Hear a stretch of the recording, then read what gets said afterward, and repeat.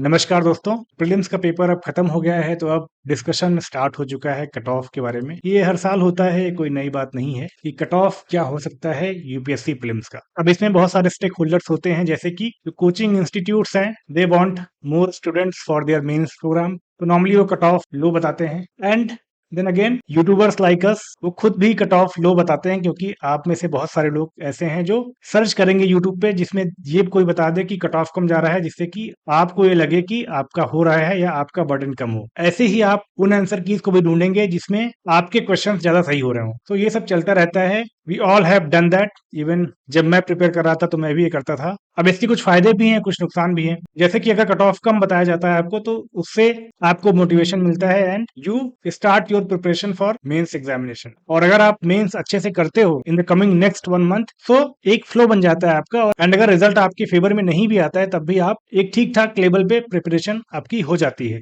Specially ऐसे subjects जो prelims में नहीं आते हैं, जैसे कि एथिक्स, इससे एंड योर ऑप्शनल पेपर, इनका प्रिपरेशन ठीक ठाक लेवल का हो जाता है, because you believe that you are going to write mains. And इस टाइम पे प्रोडक्टिविटी इतनी अच्छी होती है, क्योंकि टाइम कम है, केवल 90 डेज है, तो आपकी प्रोडक्टिविटी इतनी अच्छी होती है कि शायद वो आगे ना रहे। तो इसलिए इंपॉर्टेंट है कि आप वो कट ऑफ ही फेवर करो जो लोवेस्ट बता रही है, क्योंकि ये आपके हित में भी है।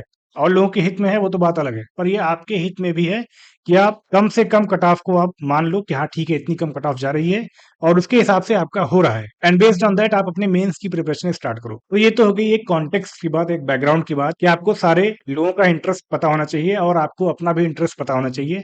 And only after that you should jump into this debate. And also एक बार आप डिबेट खत्म हो गई, एक बार आपने मान लिया कि इतनी कट ऑफ जा रही है, तो उसके बाद आप बहुत सारा अपना टाइम वेस्ट मत करो in finding out new cut off videos, जहां पे और लोअर कट ऑफ लोग बता रहे हैं या और हायर कट ऑफ लोग बता रहे हैं, क्योंकि इससे आपका टाइम वेस्ट होगा।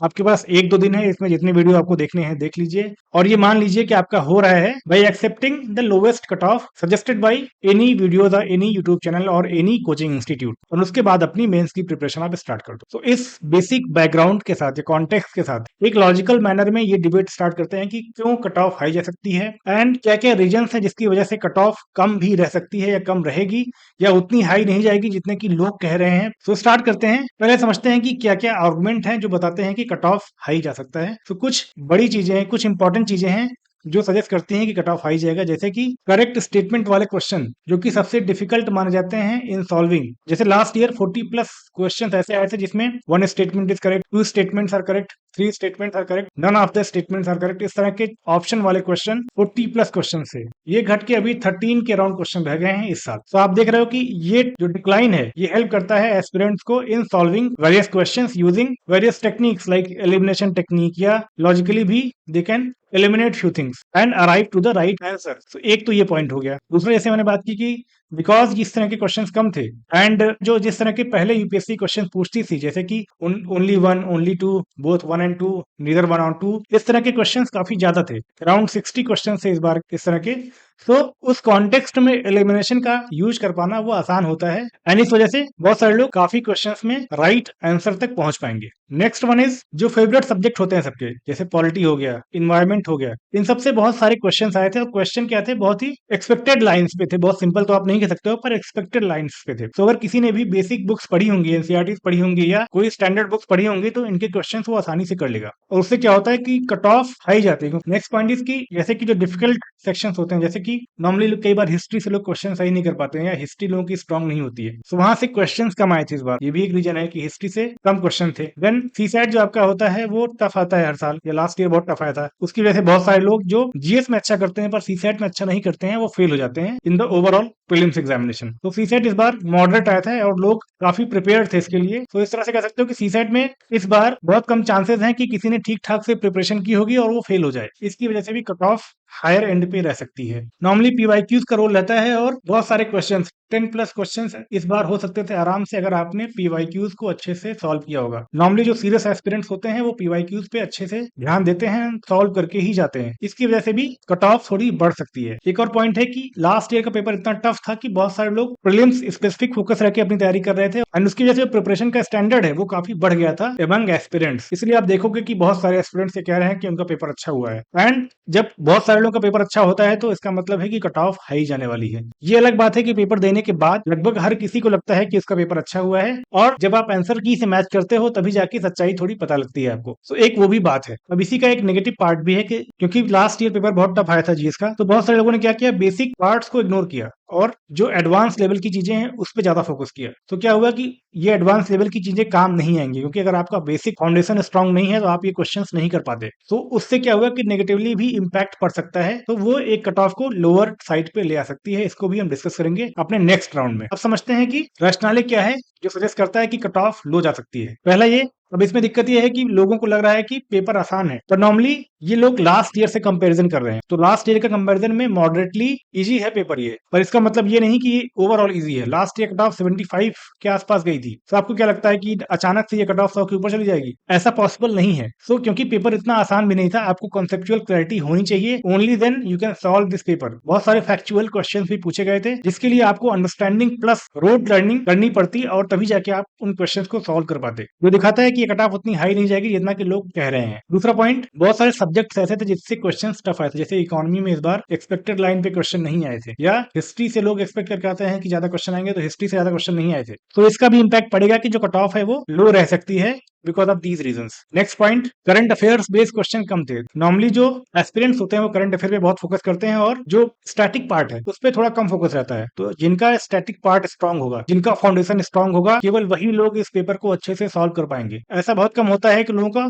फाउंडेशन स्ट्रांग हो, स्पेशली फर्स्ट ईयर में, क्योंकि आपको बहुत सारे सब्जेक्ट्स पढ़ने हैं, बहुत सारे डायमेंशन कवर करने होते हैं, और लोग क्या करते हैं कि करंट अफेयर पे चले जाते हैं, और करंट अफेयर इजी होता है टू कवर। तो लोग करंट अफेयर की मैगजीन पढ़ के, न्यूज़पेपर पढ़ के उस पर ज्यादा फोकस करते हैं। और इस कॉन्टेक्स्ट में ये जरूरी है कि करंट अफेयर पे बहुत सारे क्वेश्चंस नहीं आए थे इस बार, तो उसकी वजह से भी कट ऑफ कम जा सकती है। स्पेशली उतनी नहीं जाएगी जितना कि लोग कह रहे हैं, जैसे कि 100 प्लस लोग कह रहे हैं, तो उतनी कट ऑफ नहीं जानी चाहिए because of this reason. Next point, इस बार सीट भी काफी ज्यादा है। अभी 1056 सीट्स हैं, और जितनी ज्यादा सीट्स होंगी उतने ज्यादा लोग मेंस लिखेंगे, उतने ज्यादा लोग प्रीलिम्स क्वालिफाई करेंगे, और इसका इंपैक्ट ये होगा कि कम कट ऑफ के लोग भी प्रीलिम्स क्वालिफाई कर पाएंगे। तो यहाँ से भी कह सकते हो आपकी कट ऑफ जो है वो कम रह सकती है दिस ईयर। नेक्स्ट पॉइंट, अगर आप लास्ट 5 ईयर्स के कट ऑफ आप देखोगे तो कभी भी कट ऑफ 100 के ऊपर नहीं गई है। तो आपको क्या लगता है कि लास्ट 5 ईयर में सबसे इजीएस्ट पेपर था ये? ऐसा नहीं है, paper was not that easy. और आप देख रहे हो कि 98 हाईएस्ट कट ऑफ है, जो कि 2019 में गई थी। उसके बाद से कट ऑफ लो ही रही है। इवन लास्ट 3 ईयर में आप देखोगे तो 90 भी क्रॉस नहीं किया गया है। तो आपको क्या लगता है कि इस बार अचानक से कुछ ऐसा हो जाएगा कि कट ऑफ अचानक से 100 पहुंच जाएगी? तो I believe this will not reach to that level. Basically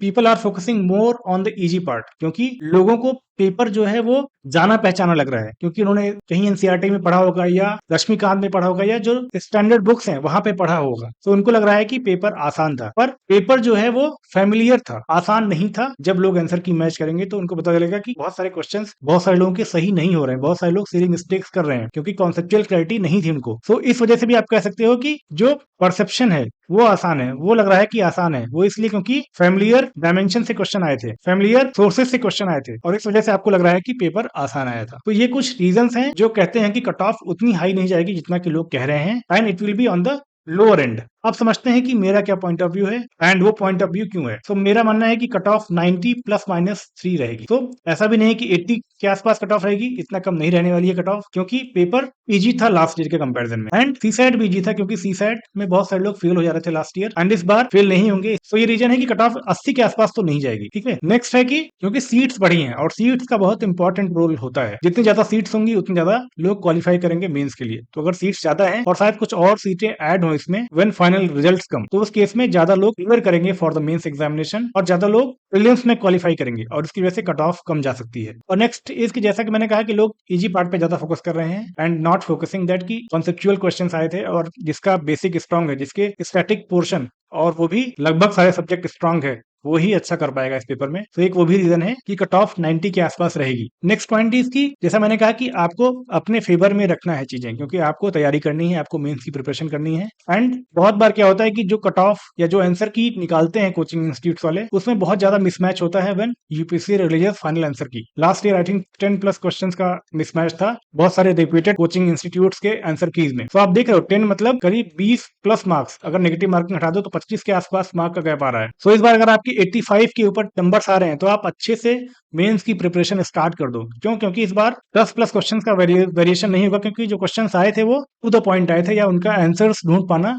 आसान था। बट फिर भी कुछ क्वेश्चंस ऐसे होंगे जिसमें फाइनल आंसर की और जो कोचिंग इंस्टीट्यूट्स वाले आंसर की निकाल रहे हैं उसमें डिफरेंस होगा। तो इस तरह से अगर आपके 83 या 85 नंबर्स बन रहे हैं तो आप बिना किसी डाइवर्जन के अपने मेंस की प्रिपरेशन स्टार्ट कर दो। तो इसलिए कह रहा हूँ कि लोअर एंड पे आप मानो, जो जो भी लोअर एंड कट ऑफ आपको लगता है रीजनेबल फिजिबल, आप उसको सही मानो एंड बेस्ड ऑन दैट आप अपने मेंस की प्रिपरेशन स्टार्ट कर दो, क्योंकि आगे आने वाला एक महीना बहुत ही इंपॉर्टेंट रहने वाला है। इसमें आप अपना 200% देते हो क्योंकि आपके ऊपर प्रेशर ज्यादा रहता है, क्योंकि आपको चीजें कवर करनी रहती हैं इन अ टाइमली मैनर। तो इंपॉर्टेंट है कि आप इससे एथिक्स ऑप्शनल पेपर पे फोकस करके कंप्लीट करने का प्रयास करो, क्योंकि उसके बाद टाइम नहीं मिलता है। तो इन सब रीजन की वजह से मुझे लगता है कि 90 +-3 कट ऑफ रहेगी। सो इसके ऊपर कट ऑफ नहीं जाने वाली है, क्योंकि बहुत सारे रीजन है जो हमने डिस्कस किए। तो ये हो गया final judgement about cut off. तो आपके 90 के आसपास आ रहे हैं तो आप स्टार्ट कर दो मेंस की प्रिपरेशन। और उसी कॉन्टेक्स्ट में यह है कि what you should do. So basically अगर आपके 80+ मार्क्स आ रहे हैं तो आप मेंस के लिए प्रिपेयर करना स्टार्ट कर दो। जैसा कि मैंने कहा, 3 चीजों पे आपको फोकस करना है इन द कमिंग 1 मंथ, इससे एथिक्स एंड ऑप्शनल। ट्राई करो कि ये दोनों पहले फोकस करो और इससे को बाद के लिए छोड़ दो। फिर दूसरे ऐसे लोग जिनके 70 के आसपास आ रहे हैं, आप भी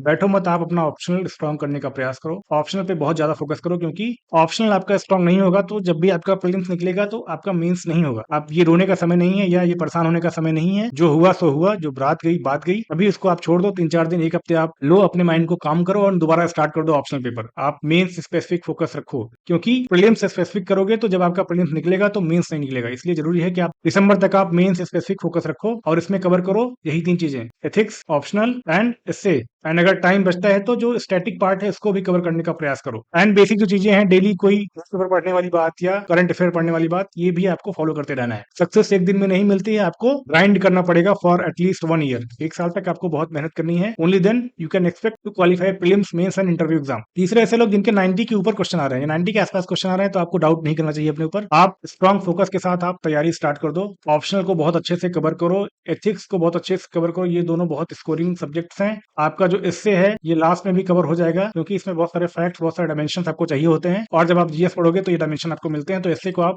फॉर द टाइम बीइंग छोड़ सकते हो, पर एथिक्स और ऑप्शनल पे आपको बहुत सारा फोकस देना है। एंड ट्राई करो कि maximise your efficiency efforts in the coming next 1 month, क्योंकि इस बार टाइम बहुत कम है, 90 डेज है बस। तो इसलिए इंपॉर्टेंट है कि आप इसको जितना बेहतर तरीके से यूज कर सकते हो उतना बेहतर तरीके से यूज करो, क्योंकि ये मौका दोबारा नहीं आएगा। जिस तरह का प्रीलिम्स का पेपर इस बार आया था, एक तरह से अपॉर्चुनिटी है आपके लिए टू राइट मेंस, और मेंस में आपको अपना देना है पूरा 100%। ये मानना है आपको कि भगवान चाहता है कि इस बार आप क्वालिफाई करो, और उस नजरिए से आप पूरे फोकस के साथ तैयारी करना स्टार्ट कर दो। बाकी I will be coming up with the videos guiding you regarding your mains preparation. And also जो लोग 2025 के लिए तैयारी कर रहे हैं उनके लिए भी मैं कुछ ना कुछ रिकमेंडेशन, सजेशंस या इन्फॉर्मेटिव वीडियोस डालते रहूंगा सब्जेक्ट वाइज। अगर आप यहाँ तक आ गए हो तो do subscribe to my channel for more informative video.